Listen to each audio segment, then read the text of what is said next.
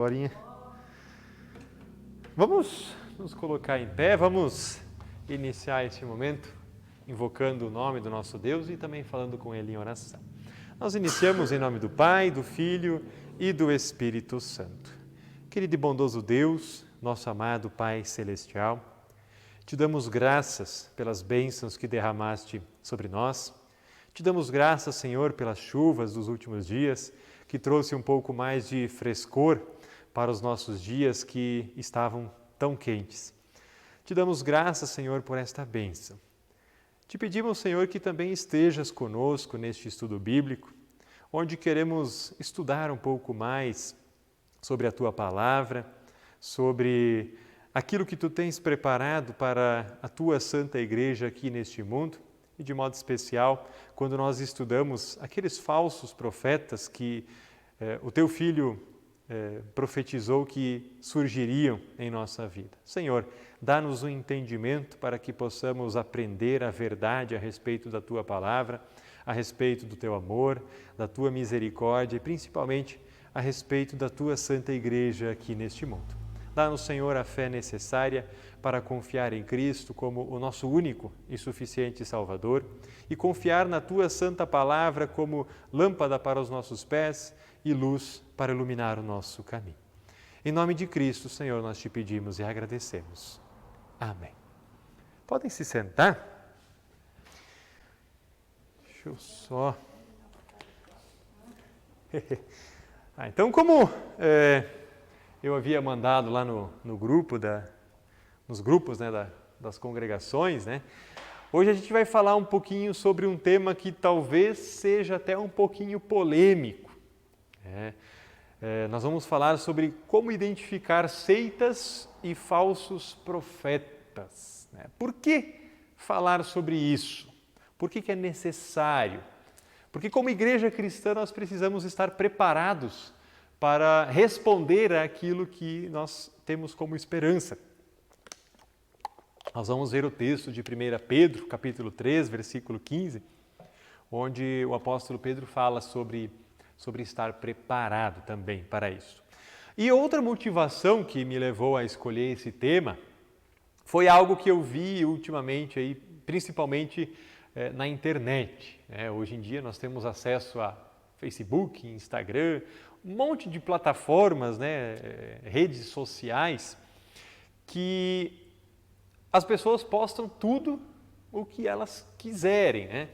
E eu tenho visto ultimamente que um grupo que se denomina cristão tem massivamente patrocinado vídeos, frases, propaganda sobre falsas profecias.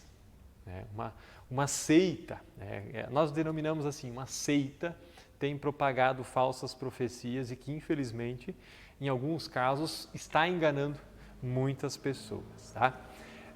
Eu vou usar como base o texto de 1 Pedro, capítulo 3, versículo 15, que está aqui em nossa projeção, diz assim: estejam sempre prontos para responder a qualquer pessoa que pedir que expliquem a esperança que vocês têm.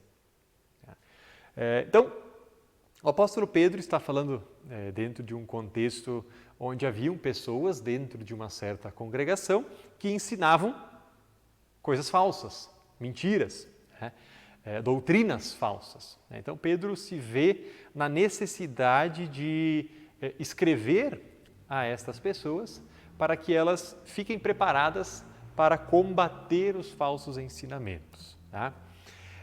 Outro texto aqui é o texto de Marcos, capítulo 7, que diz assim: o Senhor disse também, se um profeta tiver o atrevimento, isso aqui não é Marcos, esse aqui é o texto de Deuteronômio.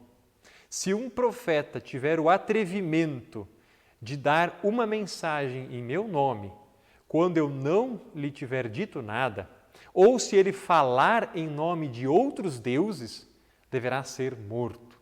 Então esse aqui é um texto de Deuteronômio, é um texto forte. Deus fala de que um profeta que falar alguma coisa que ele não mandou falar deveria ser morto. Então é um texto do Antigo Testamento. Outro texto aqui que nós vamos usar como base é a epístola de Paulo, a segunda epístola de Paulo a Timóteo, um jovem pastor, lá no capítulo 2, versículo 16 a 18, onde o apóstolo Paulo fala para aquele jovem pastor que estava iniciando o seu ministério, ele fala o seguinte: evite os falatórios contrários aos ensinamentos cristãos. Eu destaquei essa frase, falatórios contrários aos ensinamentos cristãos. Ele está falando isso para um jovem pastor. Então ele deve, dentro de sua congregação, observar onde está surgindo falatórios. Geralmente a gente usa essa palavra de uma forma pejorativa para falar alguma coisa ali é fofoca, é falatório, isso aí não deve ser levado a sério. Versículo 17. As coisas que os falsos mestres ensinam se espalham como a gangrena. Então se espalha como uma ferida no corpo. E ela vai só causando destruição. Os falsos ensinos, quando eles se espalham para dentro de uma congregação, eles só causam destruição. 2 desses mestres são Himeneu e Fileto, os quais abandonaram o caminho da verdade. E aí ele menciona 2 pessoas que, dentro daquela congregação, estavam trazendo falsos ensinamentos. Então o apóstolo Paulo aponta, esses 2 ali, eles estão trazendo falsos ensinamentos e isso vai ser prejudicial para a congregação se caso continuar acontecendo. Eles afirmam que a nossa ressurreição já aconteceu. Então aqui Paulo diz qual que é o falso ensinamento que eles estavam trazendo. Eles diziam, a ressurreição já aconteceu, nós já estamos no paraíso. E aí, mais para frente, ele diz, e assim estão atrapalhando a fé cristã de alguns. Então, os falsos ensinos atrapalham a fé cristã. Então, quando dentro de uma igreja surgem falsos ensinos, eles devem ser combatidos logo, para que não haja divisões, separações no corpo daquela igreja. Infelizmente, isso já aconteceu muito na história da igreja cristã aqui neste mundo. Qual que é a justificativa, então, para eu trazer esse estudo aqui para hoje? Qual que é a nossa missão como igreja? Batalhar contra erros doutrinários que pervertem a mente e o coração dos salvos. Quem são os salvos? São aqueles que têm fé. Paulo diz, o justo viverá por fé, será salvo pela fé. Então, aqueles que têm fé já estão salvos. Mas esses falsos ensinos podem atrapalhar, podem fazer com que alguns se percam. O contrário do que alguns dizem, que o cristão, uma vez cristão, ele não perde a sua fé, ele não cai da fé, a Bíblia demonstra que falsos ensinos podem sim levar as pessoas a uma apostasia. O que significa apostasia? É abandonar a fé. Então, falsos ensinos podem levar as pessoas a abandonar a fé. Então, nós somos igreja. Como pessoas, membros do corpo de Cristo, a nossa união faz essa união ser uma igreja, o corpo de Cristo. Então, é nossa missão. Não é só a missão do pastor, não é só a missão da liderança da igreja. É de cada cristão observar onde está acontecendo falsos ensinos, se está acontecendo falsos ensinos dentro da congregação. Antes da gente entrar mais a fundo, o que são seitas, o que são heresias, nós precisamos definir os termos, explicar. O que são seitas? Seitas, vem da palavra secta, é partido, algo que está dividido, é uma facção, é um grupo separado dos outros. Isso é uma seita, uma escolha filosófica. As pessoas elas escolhem seguir determinada pessoa, determinado Deus, determinada divindade, então eles são uma facção, um grupo denominado seita. Nem sempre a palavra seita foi usada de forma pejorativa, para designar uma religião falsa. Porque no início da história da igreja cristã, os próprios cristãos foram chamados de seita pelos judeus. Era um grupo dentro do judaísmo que trazia os ensinamentos de um profeta, Jesus.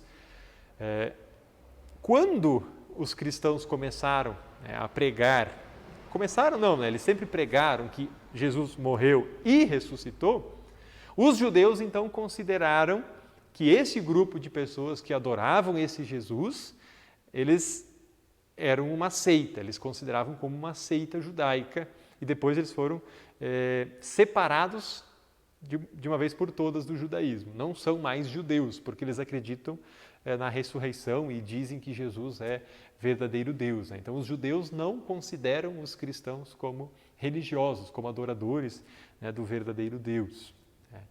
Cristãos, agora eu digo assim, de modo geral, aqueles que creem e confessam a fé em Jesus Cristo. Então, isso é uma seita. O que é uma heresia? Heresia é uma opinião, é uma escolha, é uma doutrina falsa, é um ensinamento falso. Por exemplo, no início da igreja cristã, haviam pessoas que começaram a ensinar que Jesus, ele não havia ressuscitado. Que as pessoas que viram Jesus depois da morte, viram um espírito. Outros ensinavam que Jesus nunca teve um corpo, carne e ossos como nós temos, Então, isso é uma doutrina diferente daquela que os apóstolos ensinavam. Então, isso é uma heresia. E aí um cara chamado Dave Bresse, ele diz que uma seita é uma heresia organizada. Então, as pessoas que acreditam naquela doutrina se separam de outros cristãos, formam a sua própria igreja, o seu próprio grupo, para pregar aquela doutrina. Então, eles se organizam. Por isso que ele diz que uma seita é uma heresia organizada. Deixa eu pegar minha aguinha.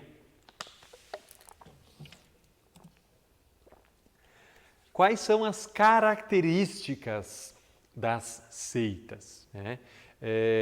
Nem toda igreja é seita. E as seitas que nós vemos por aí, por mais que muitas vezes falam de Jesus, não são cristãs. Eu trago aqui algumas características, mas não necessariamente que essas seitas se encaixam em todas elas, mas, de modo geral, os falsos profetas, as falsas igrejas, as falsas doutrinas se encaixam nessas características. E a primeira delas ali é novas verdades. Novas verdades. Só deixa eu abrir lá o texto de Gálatas, para a gente ver o que está escrito ali, para entender. Capítulo 1, versículo 8, diz assim: Mas, se alguém, mesmo que sejamos nós ou um anjo do céu, anunciar a vocês um evangelho diferente daquele que temos anunciado, que seja amaldiçoado. Então, o que seriam essas novas verdades? Geralmente, a pessoa ali que organizou aquele grupo, ele recebeu uma revelação de Deus, algo que não está na Bíblia.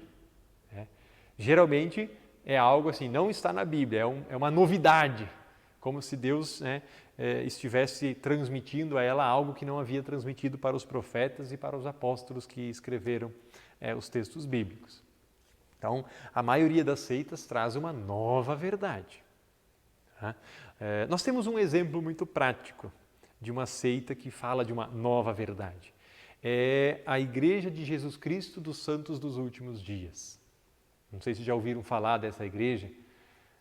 Já ouvi falar, Eles têm ali, a Igreja de Jesus Cristo, e eles têm um livro chamado Livro dos Mormons, E eles dizem que é um outro testamento de Jesus.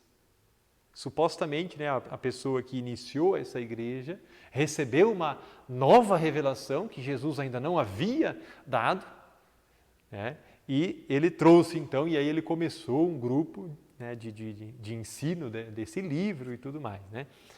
Então, é uma nova verdade que ele recebeu. A segunda característica é novas interpretações bíblicas. nós utilizamos a interpretação bíblica olhando o texto bíblico para dentro do seu contexto, né? A gente pega aqui, por exemplo, o texto de Gálatas e a gente olha, quem escreveu essa carta? Bom, foi Paulo, né? Por que Paulo escreve essa carta? A gente tem que ler todo o texto para entender. Então, Paulo escreveu para alertar a igreja da Galácia que qualquer outro ensinamento que não é o evangelho que Paulo e os outros apóstolos ensinaram, que eles aprenderam de Jesus, né, esse outro evangelho é falso.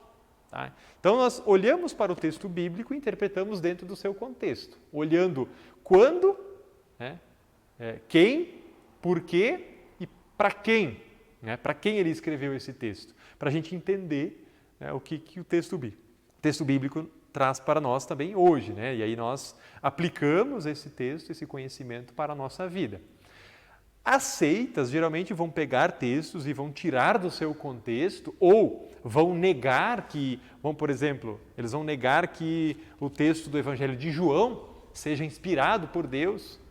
Eles vão aceitar algumas partes da Bíblia, outras não, como verdadeira revelação de Deus, né? Então, assim, eles vão pegar textos que convêm para eles, para o ensino falso deles, e dizer, a Bíblia diz isso. Né? Quando, na verdade, eles estão pegando um texto bem fora do contexto para trazer esse falso ensino. Tá? Então, essa é uma das características das seitas. Tá? A terceira característica ali, o ponto 3, fonte não bíblica de autoridade. Tá? Então, nós temos a Bíblia como autoridade máxima sobre os ensinamentos cristãos. Lá na Reforma, os reformadores eles precisaram, né, trazer de novo a Bíblia para o centro da vida cristã como único meio de conhecer o Deus verdadeiro. Tá? Mas as seitas, geralmente, elas vão pegar por fora outras pessoas, né, como autoridade também. E eles vão igualar essa autoridade à Bíblia. Né? Vamos pegar um outro exemplo. A Igreja Adventista. A Igreja Adventista tem uma profetisa, né, a Ellen White, e eles colocam os escritos da Ellen White, as revelações dela, a par da Bíblia. Revelações de que Deus criou vários planetas e em cada planeta Ele colocou uma árvore da vida e que somente aqui no planeta Terra os seres humanos, né, os seres criados por Deus caíram em pecado, nos outros planetas os seres criados por Deus lá não caíram em pecado, né? E assim, vários ensinamentos desse tipo. Tá? Então é uma outra autoridade que não a Bíblia, é o livro daquela suposta profetisa, ou como no caso da Igreja dos Santos dos Últimos Dias, o livro de Mórmon. Eles usam mais o livro de Mórmon do que a própria Bíblia. Tá? Então, é uma fonte não bíblica de autoridade. Tá? Outra característica é um outro Jesus. Quantas vezes nós ouvimos falar, Deus é o mesmo, toda religião, né, não importa, Deus é o mesmo, Jesus é o mesmo. Vamos lá para o texto de 1 Coríntios 11. Depois a gente comenta um pouquinho sobre isso. 1 Coríntios 11, versículos 13 e 4. Diz assim, mas quero que entendam que Cristo tem autoridade sobre todo... acho que estou abrindo o texto de... 2 Coríntios, não 1, perdão. 2 Coríntios... é 2 Coríntios, não 1 Coríntios. Falha minha. Pois assim como Eva foi enganada pelas mentiras da cobra, eu tenho medo de que a mente de vocês seja corrompida e vocês abandonem a devoção sincera e pura a Cristo. Porque vocês suportam com alegria qualquer um que chega e anuncia um Jesus diferente daquele que nós anunciamos.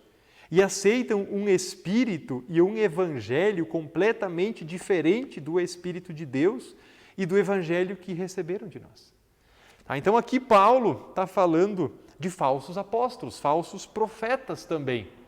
Ele diz assim, vocês estão aceitando um falso ensino que não condiz com o ensino que nós trouxemos para vocês da parte de Deus.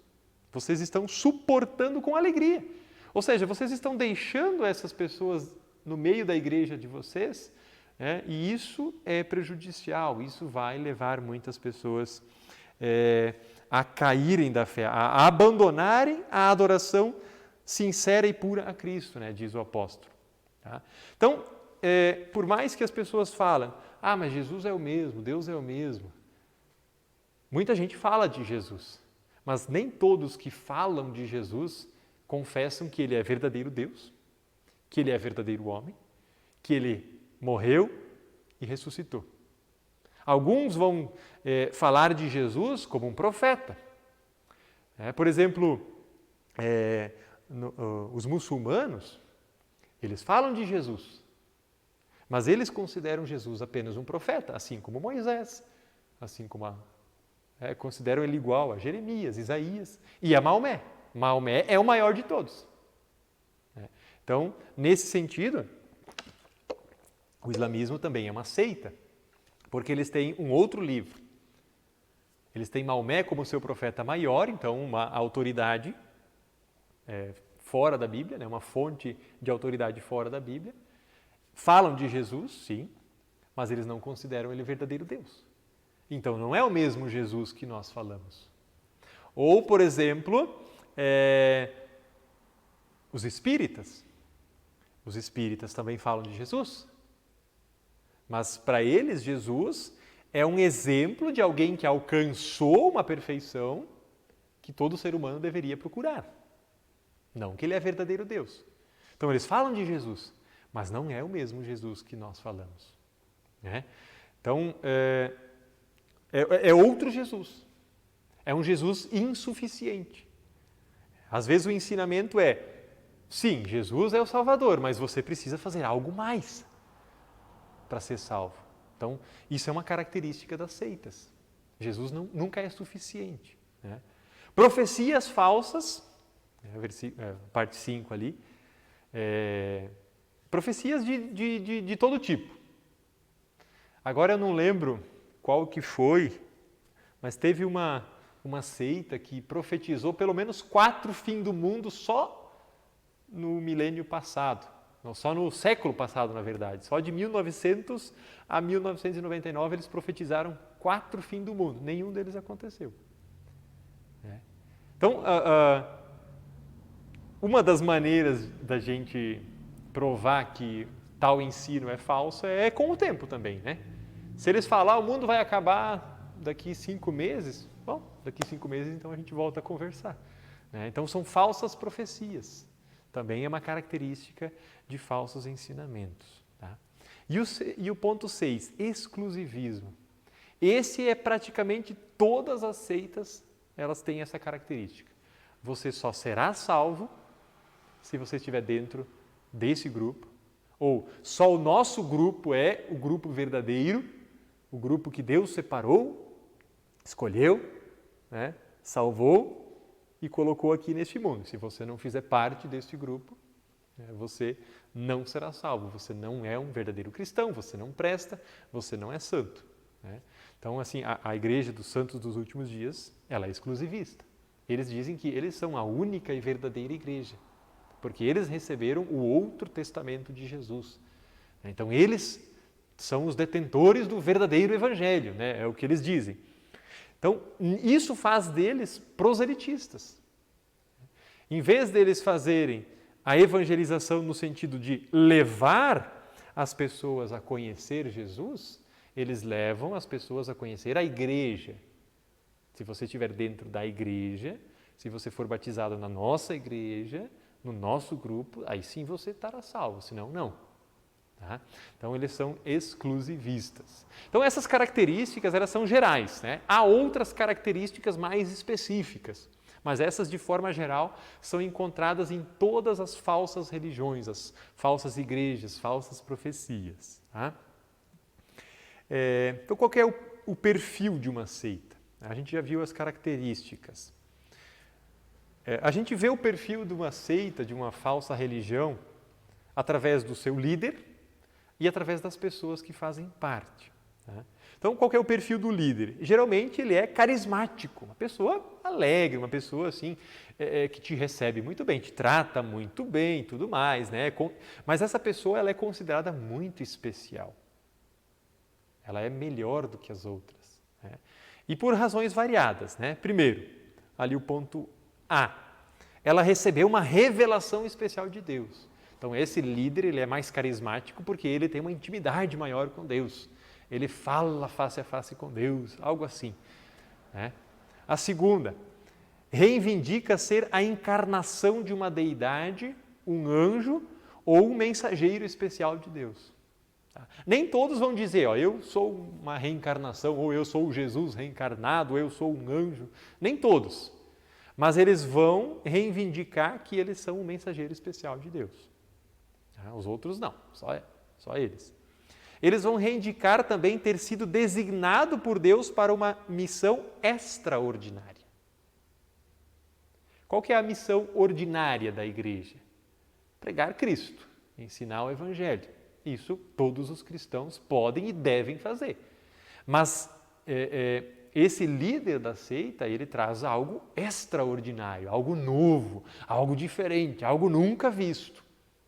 Então essa é uma das características. Tá? Ponto D, ele reivindica ter habilidades especiais.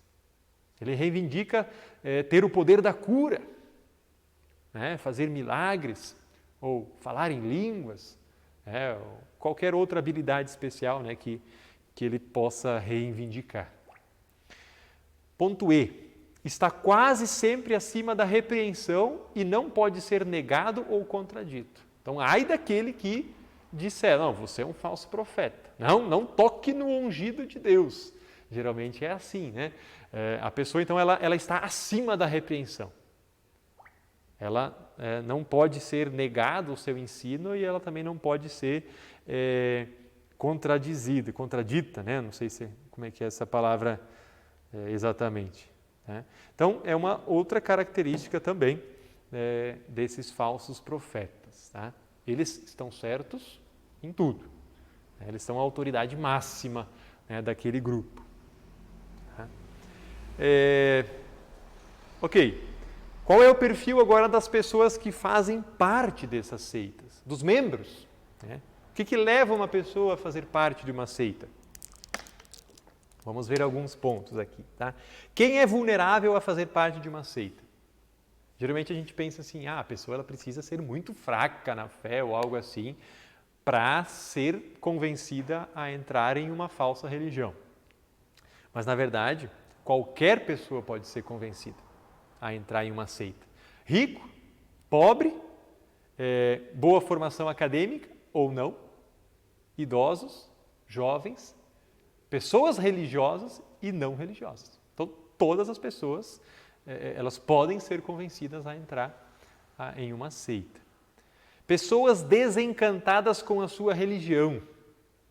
Às vezes a pessoa sofreu alguma coisa, ela está desacreditada da igreja que ela participava, então aparece aí esse outro evangelho, as pessoas elas são carismáticas, elas te tratam bem, elas se fazem seus amigos, e aí convencem essa pessoa a entrar no grupo dela.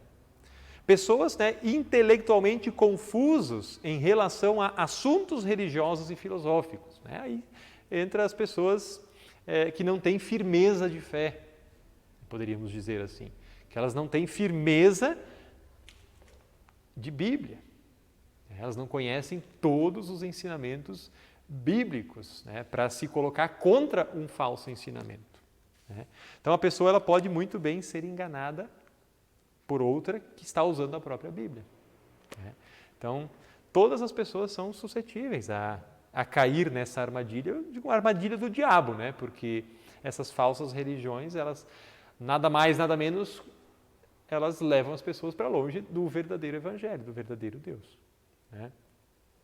Pessoas desiludidas com a sociedade também podem ser convencidas. A pessoa pensa que a sociedade é muito corrupta, há muita violência, Daí chega alguém e apresenta um grupo diferenciado, onde há pessoas santas, puras.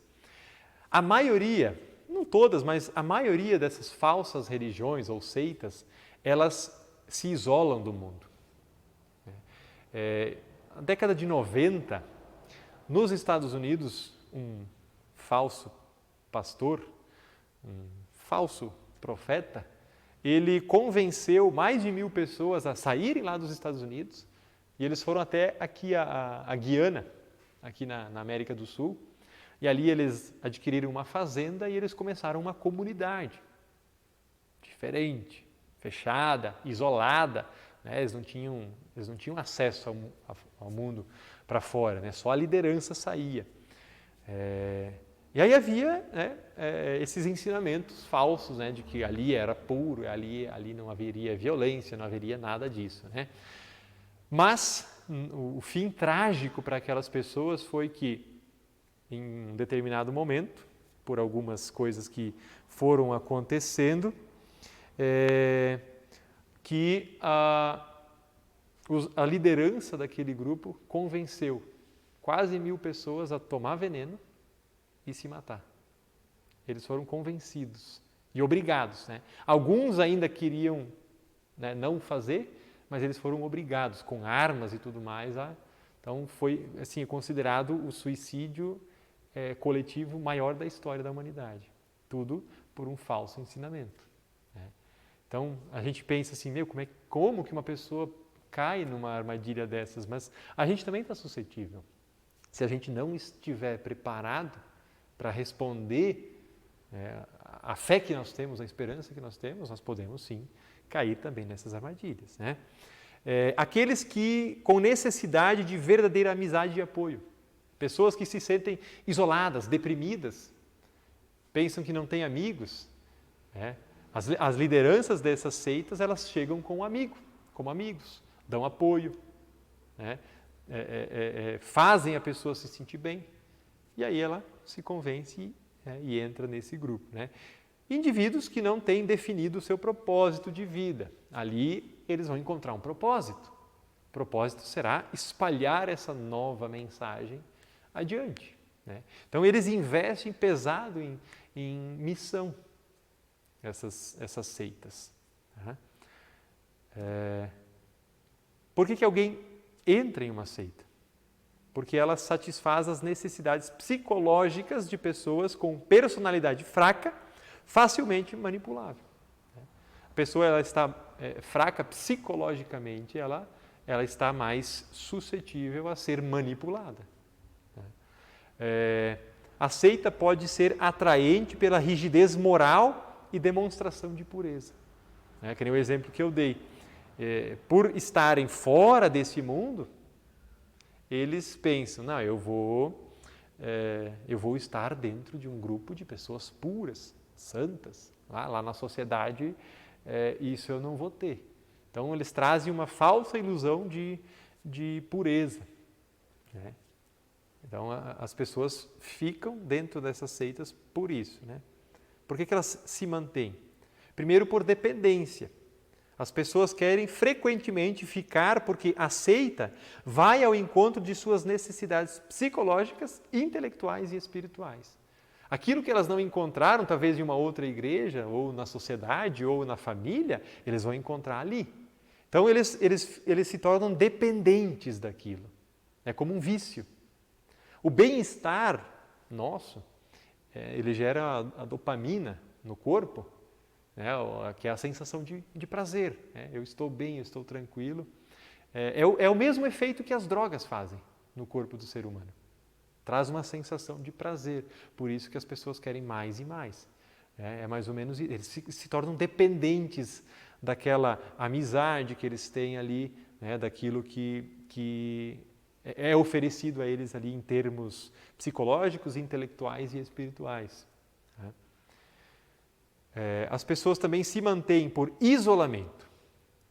Quando você entra numa seita, uma das primeiras coisas que acontece é o afastamento daqueles familiares e amigos que não fazem parte desse grupo.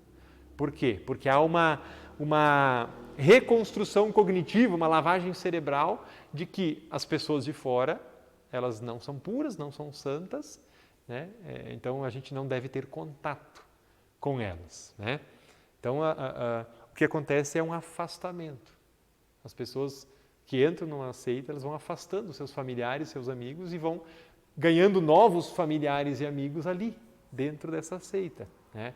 E aí acontece a substituição, né? O que é isso? Os companheiros de seita ocupam frequentemente o lugar de pai, mãe, pastor, professor, né? Então, eles veem na liderança dessas seitas a figura paterna, a figura materna, alguém que traz para eles algum conforto. Outros permanecem por obrigação. O membro fica comprometido com o grupo, emocional e às vezes financeiramente. Ou você é obrigado a ficar. E aí entra mais uma vez a lavagem cerebral, né? Se você sair, você está condenado, né? E aí entra a culpa. Lhe é dito que se sair da seita é trair o líder, é trair Deus e é trair o grupo. Então as pessoas se sentem pressionadas a ficar, a permanecer ali. E muitas vezes há ameaças, né? Se houver abandono, haverá retaliações, prejuízo de alguma forma. Alguns chegando até a ponto de, se a pessoa quer sair, só sai morta, né? Isso acontece, infelizmente. É quase como tráfico. Quando você entra, só sai preso ou morto. É mais ou menos isso. Então, isso tudo sim são características desses falsos grupos. Então, a gente precisa estar preparado, né, para não cair nesses falsos ensinamentos. E aí há um caminho de discernimento. Aqui, deixa eu só ver se aparece qual que é o texto. Aqui é Marcos. Diz assim, é uma palavra de Jesus: cuidado com os falsos profetas. Eles chegam disfarçados de ovelhas, mas por dentro são lobos selvagens. Ovelha é mansinha, é calma. O lobo, ele ataca as ovelhas, né? Então, Jesus aqui ele usa essa imagem. O lobo, o falso pastor, ele se esconde atrás de uma máscara, o falso profeta.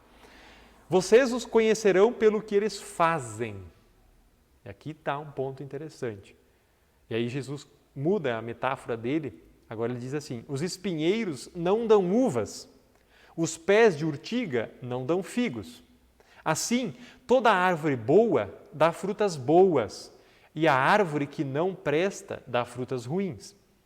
A árvore boa não pode dar frutas ruins, e a árvore que não presta não pode dar frutas boas. Toda árvore que não dá frutas boas é cortada, jogada no fogo. Portanto, vocês conhecerão os falsos profetas pelas coisas que eles fazem. Olha essa imagem. Onde é que está o erro aí? Conseguem ver? Onde está o erro aí nessa imagem?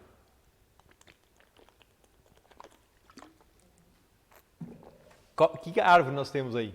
É uma palmeira, né? Com banana, uma jaca, pelo jeito. Não sei se é coco, ali embaixo é um coco. É os cocos, né? Palmeira dá banana? Dá jaca? Não, né? Então, a pergunta é: como identificar um falso profeta? Pelo fruto que ele vai produzir. Pelo que eles fazem, né, diz Jesus. Então, como identificar uma árvore boa de uma árvore ruim? Pelo seu fruto. O falso profeta é aquele que fala em nome de Deus, mas não foi enviado por ele. E como posso saber se esse profeta vem do Senhor ou não? Observe os frutos. Observe o que ele faz, o que ele fala, o que ele ensina, como ele vive. Então, é dessa maneira que a gente vai se defender contra esses falsos ensinos. Então, esses falsos ensinos, eles destroem a fé das pessoas. Aqueles que abandonaram a verdadeira fé cristã para adorar um Deus que não tem a capacidade de ressuscitar, como alguns dizem que Jesus não ressuscitou, ou que ele era um espírito, eles estão negando aquilo que Deus nos ensina na Bíblia. Então, todo ensinamento Tem uma frase, né, aqui de Lutero, até podia ter trazido ela aqui, me lembrei agora. Todo ensinamento que não condiz com a palavra de Deus, mesmo que faça chover milagres todos os dias, deve ser rechaçado, deve ser rejeitado, tá? Porque ele não condiz com o que Deus nos revelou. Nós temos a Bíblia como o único livro onde Deus já revelou tudo aquilo que Ele precisava nos revelar, né? Que fala a verdade, né? João 14,6. Eu sou o caminho, a verdade e a vida, né? São palavras de Jesus, né? E essas seitas, geralmente vão trazer Jesus. Mas você precisa fazer isso, fazer aquilo, deixar de fazer isso ou fazer aquilo para garantir a salvação, né? Então, Jesus nunca é suficiente para essas pessoas. E o caminho dessas pessoas é a condenação, se elas não se converterem para o verdadeiro Evangelho, né? Por mais que fala de Jesus, fala de Deus, como diz Jesus, nem todos que clamam Senhor, Senhor, entrarão no reino dos céus, né? Então, os falsos profetas, eles vão ter que prestar contas também diante de Deus daquilo que eles ensinaram, né? E aqueles que ensinaram coisas falsas, eles têm o seu destino bem certo, né? Aqui eu tenho uma frase de um teólogo, John Stott. Ele diz assim: se o coração de uma pessoa revela-se em suas palavras, como a árvore se conhece pelos seus frutos, temos a responsabilidade de experimentar um profeta pelos seus ensinamentos. Então, se a gente conhece as pessoas através do que elas falam, se a gente conhece uma árvore através do fruto, a gente deve também experimentar, ou seja, colocar à prova aqueles que trazem o Evangelho, se eles realmente estão ensinando o que a Bíblia nos traz. E para nós podermos experimentá-los, nós também precisamos conhecer, né? Estejam prontos para dar razão da esperança que vocês têm, é o que diz o apóstolo Pedro, tá? Então, concluindo, nós temos aqui um texto de Judas. Deixa eu só abrir aquele texto aqui, o versículo 4 todo, que aqui eu trouxe só uma frase. Opa. Texto de Judas, não é o Iscariotes, não, tá? É o outro Judas. Jesus tinha 2 discípulos chamados Judas. No versículo 4, diz assim: pois alguns homens que não temem a Deus entraram no meio da nossa gente sem serem notados.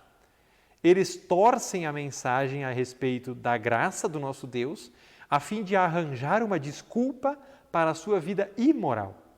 E também rejeitam Jesus Cristo, o nosso único Mestre e Senhor. Há muito tempo que as Escrituras Sagradas anunciaram a condenação que eles já receberam. Tá? Então aqui, nesse versículo, nós vemos Deus Espírito Santo, através do apóstolo Judas, falando da condenação para esses que pervertem a mensagem como uma desculpa para a sua vida imoral. O versículo 13, ele diz assim: meus queridos amigos, eu estava fazendo todo o possível para escrever a vocês a respeito da salvação que temos em comum. Então senti que era necessário escrever agora para animá-los a combater a favor da fé que, uma vez por todas, Deus deu ao seu povo. Então nós devemos combater a favor da fé, né? Batalhar pela fé confiada aos santos, que são aqueles que receberam a verdadeira fé. Então, defender a pregação da palavra, defender a verdadeira igreja cristã como corpo de Cristo, né? E defender a verdade.